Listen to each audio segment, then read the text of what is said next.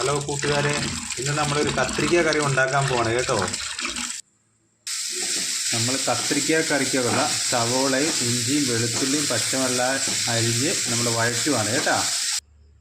നമുക്ക് കത്രിക്ക അരിഞ്ഞു വെക്കാം കേട്ടോ.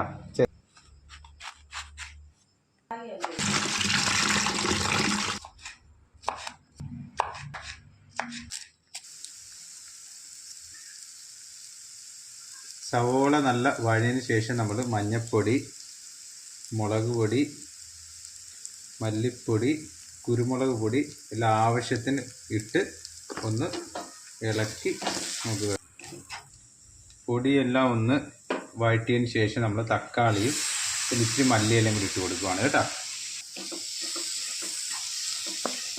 അതിനുശേഷം നമ്മൾ കഴുകി വെച്ച വഴുതനങ്ങ ഇടുവാണ് കേട്ടോ. ഇളക്കി മസാലയൊക്കെ ഒന്ന് സെറ്റായിട്ട് നമുക്ക് അടച്ചു വെക്കാം. അപ്പോൾ നമ്മളെ വഴുതനങ്ങക്കറി റെഡിയായിട്ടുണ്ട്.